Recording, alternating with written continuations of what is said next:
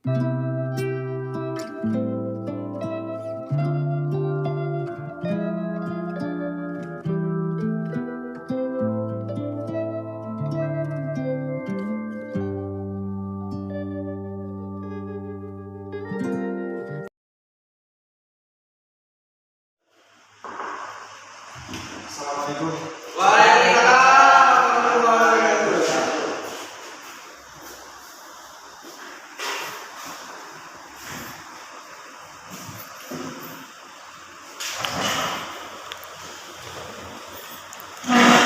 Baik, bagaimana kabarnya kalian semua?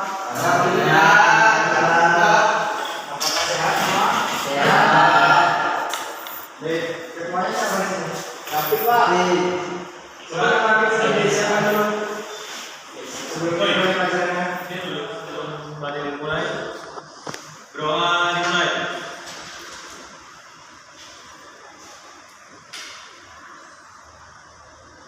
Doa selesai. Baiklah, sebelum Bapak mulai pelajaran pada pagi hari ini, alangkah baiknya Bapak absen terlebih dahulu untuk mengenal siswa-siswa yang ada di kelas ini. Yang pertama, Muhammad Alisya. Keluar Pak. Keluar ya, keluar. Muhammad Izlan. Hadir Pak.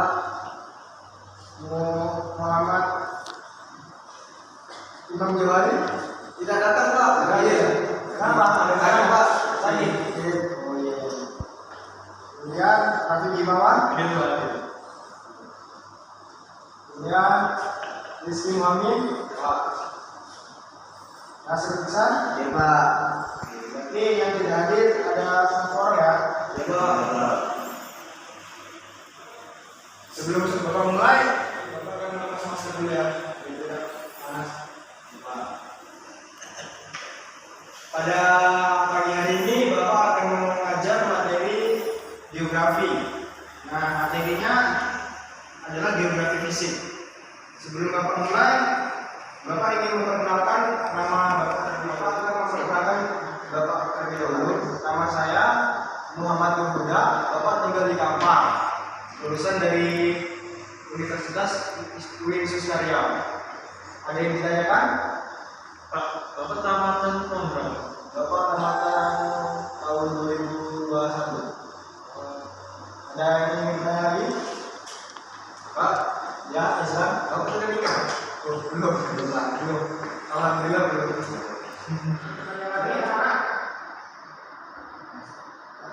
Tidak ada.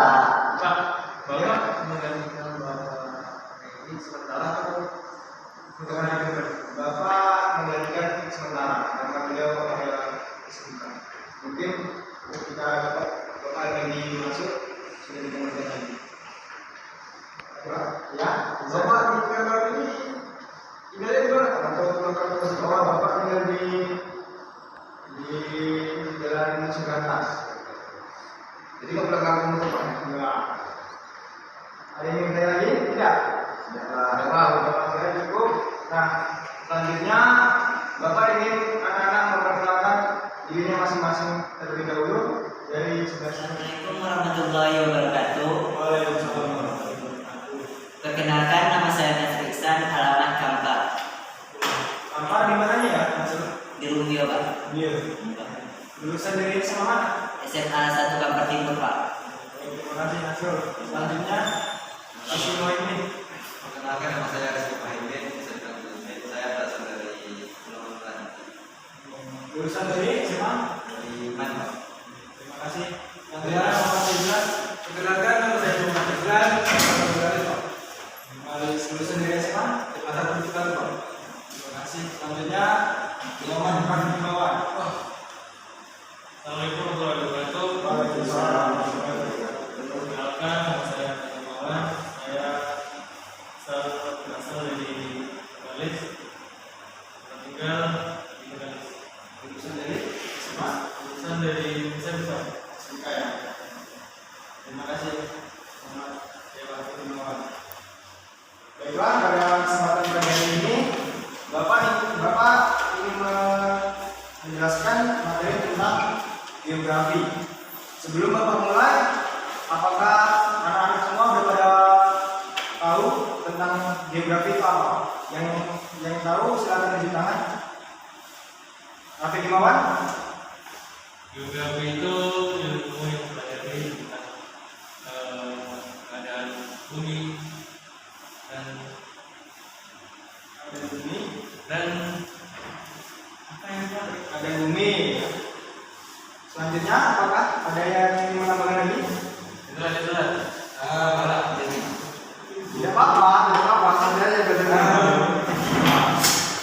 Mempelajari tentang bumi Pak, tentang atmosfer dan Itu aja. Terima kasih juga. Coba.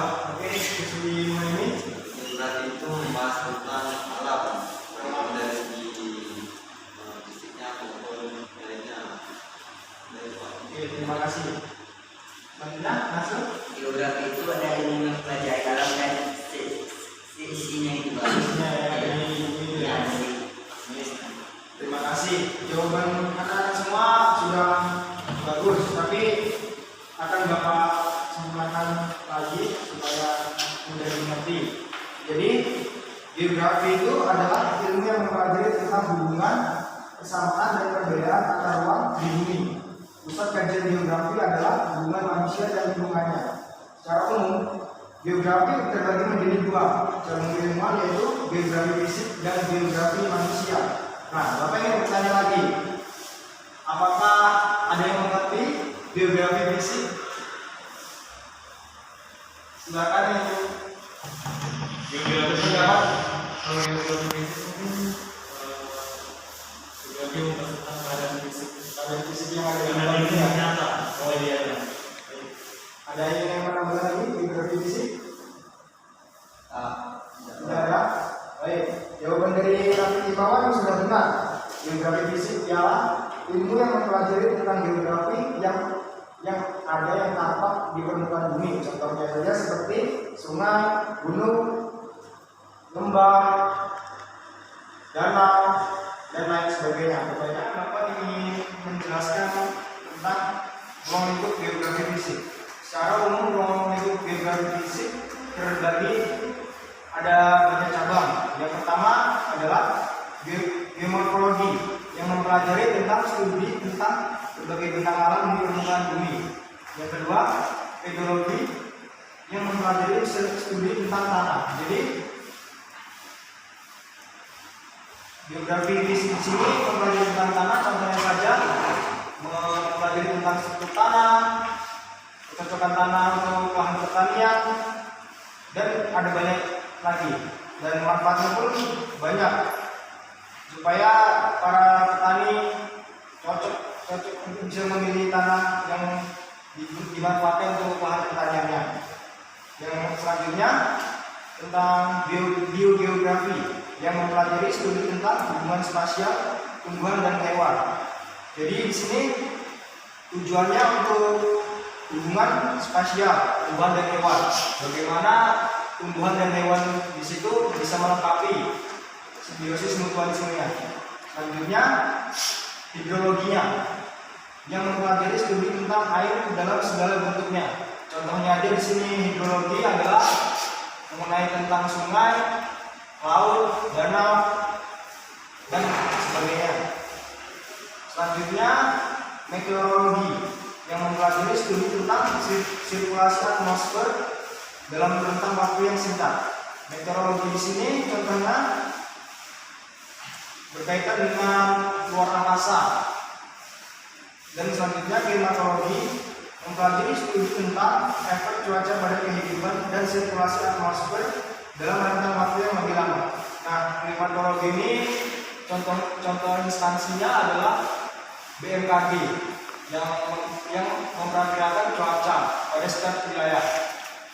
Selanjutnya geologi yang menelaah studi tentang bentuk permukaan bumi dan bawah permukaan bumi serta proses membentuk dan memodifikasinya. Selanjutnya ekologi yang mempelajari studi tentang interaksi antara organisme dan lingkungannya. Dan terakhir oceanografi, yaitu mempelajari studi tentang kondisi biologi kimia fisik, dan geologi lautan. Oceanografi di sini contohnya mempelajari mengenai tentang lautan yang ada di wilayah tersebut. Baiklah, apakah di sini semua anak-anak sudah paham? Sudah Pak. Sudah. Jika sudah, Bapak akan melanjutkan materi selanjutnya mengenai fungsi geografi fisik. Geografi fisik menekankan pada variasi spasial yang terjadi dan perubahan temporal yang diperlukan untuk memahami lingkungan kontemporer bumi. Tujuannya adalah untuk memahami bagaimana lingkungan fisik bumi sebagai dasar untuk mengkaji hubungan saling mempengaruhi antara alam dengan aktivitas manusia. Nah, jadi di sini fungsi geografi fisik di sini ada banyak. Contohnya saja pada bidang pertanian. Nah, jadi geografi fisik di sini sangat diperlukan untuk mendapatkan wilayah atau tempat yang bagus untuk dicocok tanam supaya hasil yang didapatkan bisa maksimal. Ada banyak, contohnya saja mengenai tentang perairan. Di situ bagaimana nelayan dan para pencari ikan tersebut bisa mendapatkan hasil ikan yang maksimal juga. Selanjutnya, para ahli geografi fisik menyadari bahwa lanskap itu rumit dan tidak ada satupun metrik yang memadai untuk menggambarkan lanskap masing-masing lanskap. Baiklah, di sini saya akan menjelaskan materi selanjutnya, ini mengenai tentang contoh lingkup geografi fisik. Contohnya yang pertama adalah proses terjadinya hujan. Nah, terjadinya hujan merupakan salah satu fenomena fisik yang ada di sekitar kita. Namun, terjadinya hujan ini bukan hanya disebabkan oleh faktor fisik, namun dipengaruhi oleh faktor-faktor antropogenik atau faktor manusia. Selanjutnya, proses pembentukan batuan. Proses pembentukan batuan juga merupakan fenomena alami yang terjadi di atas maupun bawah permukaan bumi. Proses ini umumnya dipengaruhi oleh tektonik lempeng yang ada dan arus konveksi yang terbentuk di mantel bumi. Selain itu, pergerakan lempeng tektonik pembentukan batuan juga dipengaruhi oleh faktor-faktor seperti kondisi mineral yang ada pada wilayah tersebut, struktur bumi, serta bagaimana laju erosi dan sedimentasi yang terjadi di wilayah tersebut. Nah, itu contoh dari geografi fisik. Nah, 2-3. Jadi di sini Bapak ingin bertanya mengenai tentang apa saja geografi fisik yang ada di wilayah kalian masing-masing. Contohnya saja misalnya daerah saya. Dah. Nah, contohnya saja di wilayah saya atau di Kampar, geografi fisik di situ banyak contohnya ada sungai, ya ini sungainya disebut dengan Sungai Kampar dan Sungai Kampar tersebut alirannya sangat panjang sekali dan banyak anak-anak sungai juga. Nah, yang di situ juga di sektor pertanian dan bukit-bukit ada banyak juga di daerah Kampar. Nah, itu di wilayah saya dan saya ingin bertanya kepada anak-anak mengenai wilayahnya tempat tinggalnya masing-masing. Saya ingin bertanya kepada Rafiq Himawan, bagaimana wilayah di desa Rafiq Himawan itu? Contoh geografi fisiknya. Untuk contoh geografi fisik di daerah saya itu terdapat juga sungai dan kebanyakan tumbuhan bakau ataupun pohon karet. Ya. Jadi di situ geografinya berupa pertanian juga yang banyak. Ya, tumbuhan juga banyak dan yang menjadi sektor terpenting itu atau menjadi sumber daya yang terbesar itu adalah Sagu. Situ sungainya apa nama sungainya? Namanya Sungai Hitam. Sungai Hitam ya. Karena itu sungainya merupakan jalur atau perairan yang berdekatan juga dengan Selat Malaka. Nah, Sungai Hitam itu dimanfaatkan sebagai apa di masyarakat sini? Apakah sebagai untuk pemandian, atau untuk mencuci, atau untuk mencari ikan, atau yang lainnya lah? Kalau untuk mandi sih sebetulnya tidak, Pak. Karena Dorong ya? Tidak. karena ada juga masyarakat yang tinggal di berdekatan dengan sungai itu terkadang dia membuang limbah di sungai itu. Jadi kalau untuk mandi sebenarnya kurang sih masyarakat itu. Tapi kalau untuk wilayah lainnya mungkin di perairan yang lain itu masyarakat menggunakan sungai itu dimanfaatkan untuk tangkap ikan. Bagus. Terima kasih untuk saudara Nasib Himawan. Ingin bertanya kepada murid selanjutnya. Ini Muhammad Arif Sirat. Bagaimana geografi fisik yang ada di wilayah kamu atau di kamu? Fisik yang dari saya dari Duri dan berupa dataran-dataran, tidak ada perbukitan, dan terdapat sungai kecil itu namanya Sungai Rantau, merupakan anak sungai dari Sungai Logan, dan yang dapat hutan-hutan dan perkebunan kelapa sawit. Seperti saja. Apakah pada bidang pertanian sendiri ada? Oh tidak, ada juga itu tambang minyak. Ya itu juga ada, tapi cuma sungai kecil itu pun jauh dari pusat kota. Apakah sungai tersebut dimanfaatkan sama warga sekitar? Apakah untuk mencuci atau untuk apalah? Hanya warga yang tinggal di tepi pantai, hanya warga yang tinggal di tepi sungai saja yang menggunakannya untuk sekedar mandi dan cuci saja, tidak terjadi konsumsi. Jadi cukup banyak contoh geografi fisik yang ada di wilayah kita. Kalau disebutkan semua mungkin akan banyak. Jadi pada ilmu geografi itu ada banyak sekali yang mencakup.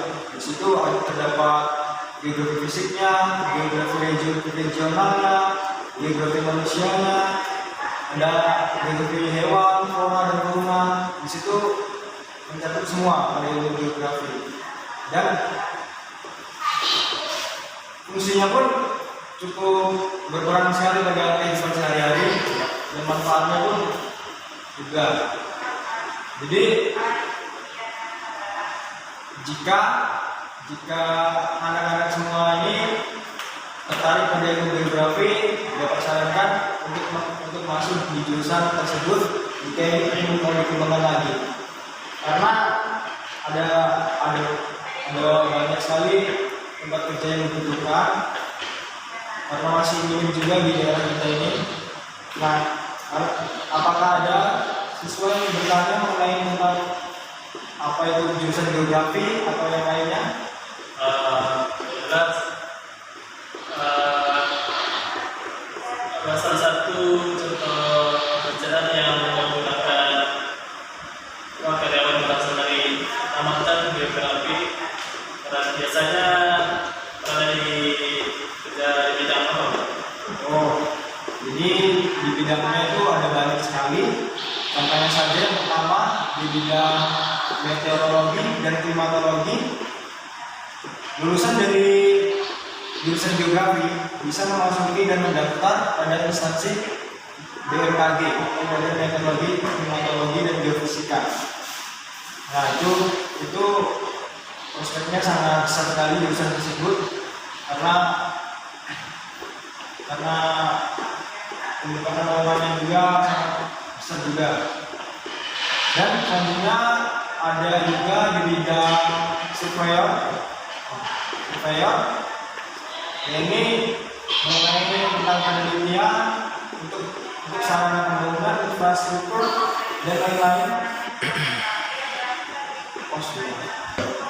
Dan prospek kerja di bidang geografi selanjutnya ini di bidang pendidikan bagi siswa atau mahasiswa yang sudah lulus di jurusan pendidikan geografi bisa disalurkan ilmunya untuk mengajar ke sekolah-sekolah, contohnya saja di SMP atau di SMA.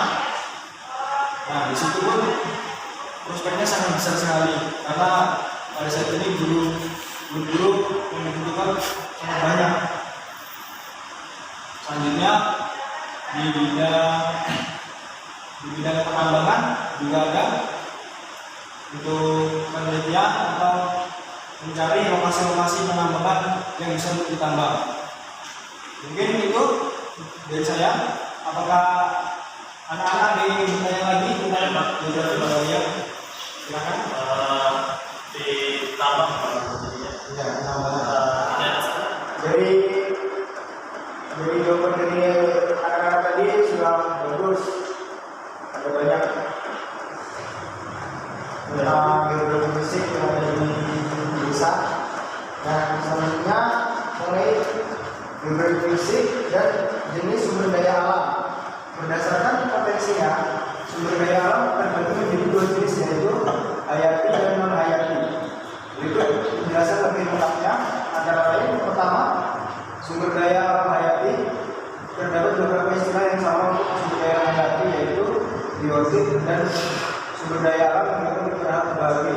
Sumber daya alam hayati adalah sumber daya alam yang dapat diusahakan bagi keberadaannya atau berasal dari kehidupan. Contohnya adalah makhluk hidup seperti hewan, tumbuhan, dan organisme. Yang kedua, sumber daya alam non hayati. Jadi sumber daya alam ini juga memiliki beberapa istilah, yakni abiotik dan sumber daya alam yang tidak dapat diperbarui. Sumber daya alam non hayati ialah sumber daya alam yang secara jumlah terbatas, dikarenakan waktu pemanfaatannya lebih cepat dibandingkan pembentukannya. Contohnya antara lain minyak bumi, emas, batu bara, dan beragam bahan tambang. Nah, Bapak di sini ingin bertanya kepada anak-anak, sumber daya alam hayati dan non hayati apa yang ada di desa kalian masing-masing? Bapak ingin bertanya kepada Muhammad Arwishka. Sumber daya alam hayati dulu. Contohnya tentang hewan, tumbuhan, dan mikroorganisme seperti tumbuhan atau tanaman. Apa yang ada di desa kamu? Contohnya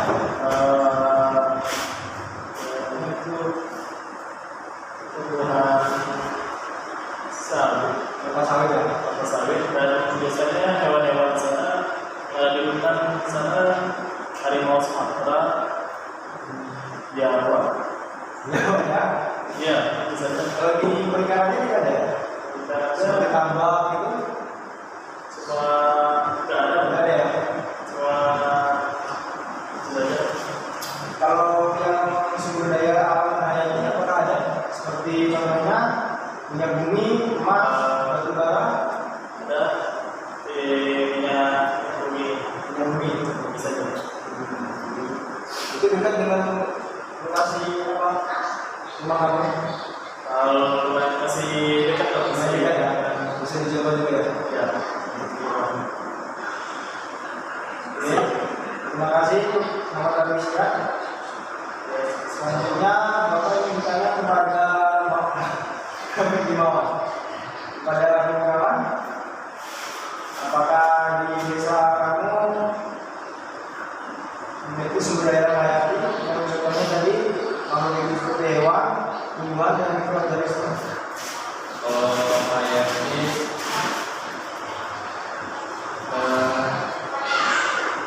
ikan sih Pak, kebanyakan ikan.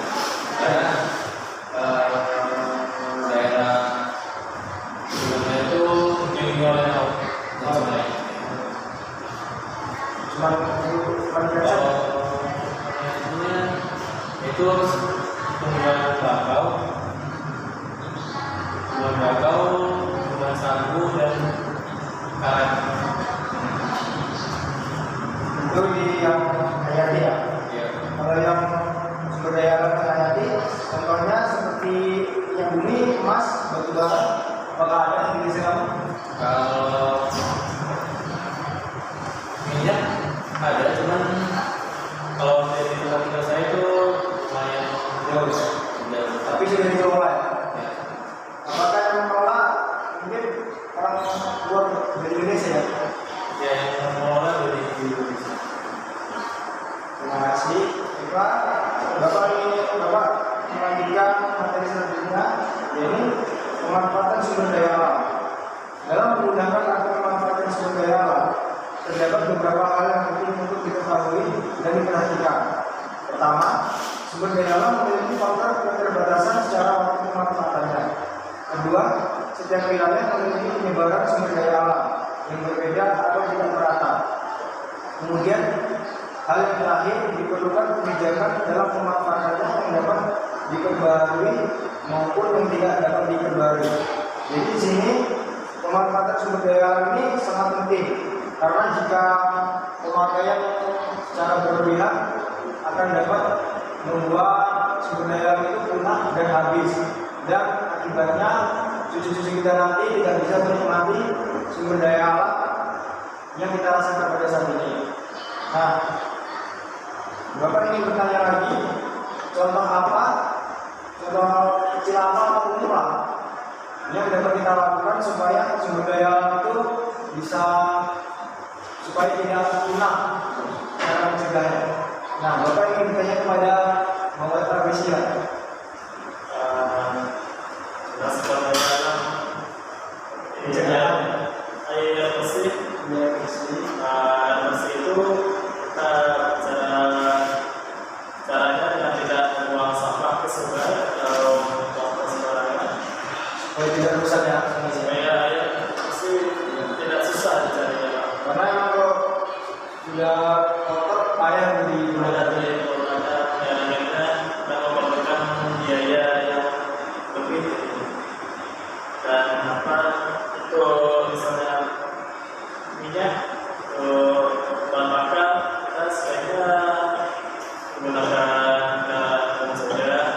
Jika yang jauh, jika dekat menggunakan sepeda saja. Mengurangi polusi udara juga dan penggunaan minyak. Dan kita bisa komunikasi juga ya supaya pengalihan dari minyak tersebut mana bisa berubah menjadi energi lain seperti listrik. Kita bisa juga untuk mencegah supaya tidak punah daya tambang kita ya. Terima kasih Muhammad Rabisia. Selanjutnya Bapak ingin bertanya kepada Pak Himawan mengenai pencegahan sumber daya alam supaya tidak habis atau punah. Kepada kamu bisa Untuk yang disebutkan oleh teman saya, Muhammad Rabisia itu saya kena sakit, yaitu bagian di kekurangan di sektor jadi untuk penangkapan ikan sebaiknya itu dilakukan dengan cara yang benar, itu tidak menggunakan seperti batu roda ataupun yang bisa membuat ekosistem dari perairan tersebut menjadi rusak. Karena jika sudah rusak, maka ekosistem atau ikan-ikan yang harusnya itu menjadi hasil keseharian di masyarakat itu akan menjadi hilang atau punah. habis juga ya. Terima kasih untuk Pak Himawan. Nah, jawaban dari murid-murid semua sudah bagus. Nah, di sini Bapak ingin mengulangi lagi jawaban dari yang mereka tadi. Nah, di sini ada prinsipnya. Ada 4 prinsip pemanfaatan tersebut atau pencegahan terkait. Yang pertama, selektif. Diwujudkan dengan cara membuat perencanaan yang matang dan berkelanjutan dalam pengelolaan kebutuhan sumber daya alam. Yang kedua, pelestarian. Pemanfaatan sumber daya alam membutuhkan jangka yang panjang bagi kebutuhan manusia. Itu berarti perlu adanya perlindungan atau pemeliharaan agar terpelihara kelestariannya. Yang ketiga, pembaruan usaha untuk selalu memperbarui sumber daya alam seperti penangkaran hewan terbuang, penghijauan hutan, pengelolaan lahan pertanian dan sebagainya. Yang keempat, penghematan, menghindari terjadinya pemborosan yang berdampak buruk atau mengganggu sumber daya bagi kebutuhan manusia baik secara kuantitas maupun kualitasnya.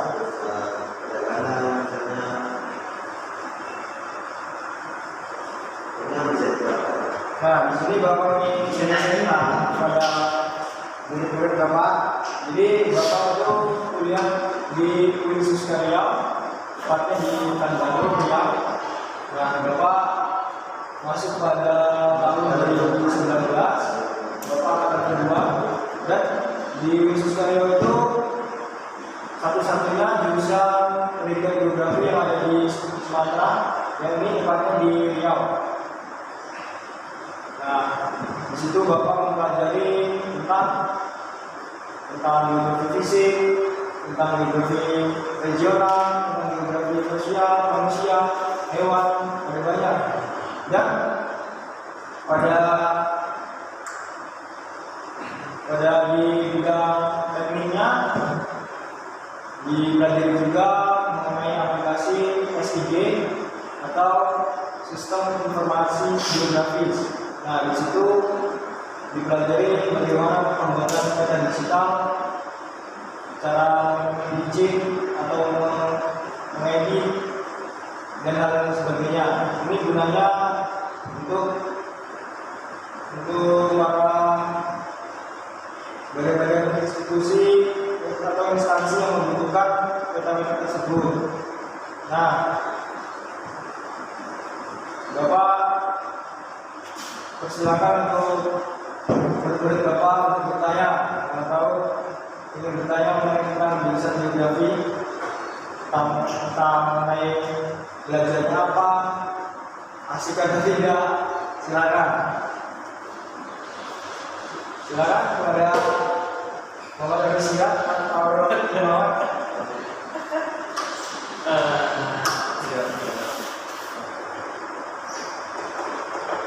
Apakah kamu minat atau ingin bertanya tentang maksudnya bagaimana?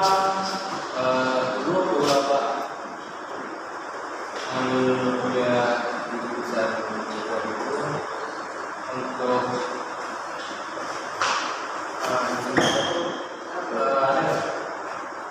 untuk praktik itu banyak ya? Praktik ya? Oh ya.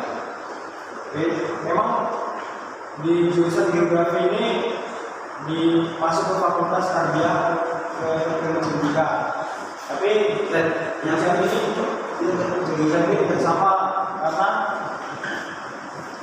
karena di jurusan geografi ini ada banyak praktik lapangan dan beda sekali pada jurusan-jurusan lainnya.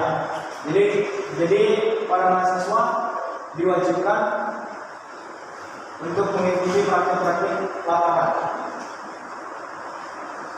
Apakah ada yang bertanya lagi? Sebenarnya Ya? Tujuan utama masuk ke ekonomi ini apa ya Pak? Apakah jadi guru atau Tujuan Bapak ini masuk di jurusan ini yang pertama karena Bapak senang, karena Bapak menyukai tentang alam dan Bapak senang liburan atau jalan-jalan itu mengenai alam dan Bapak tertarik di situ karena di situ bisa belajar dan bisa jalan-jalan mengenai alam. Itu tentang saya. Tujuan keduanya tentunya saya akan mengamalkan saya supaya bermanfaat.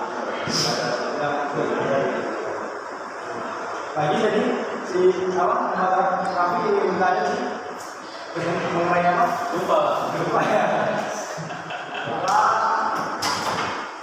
Itulah yang bisa Bapak sampaikan pada pertemuan hari ini. Jika Bapak ada salah dalam pengucapan atau yang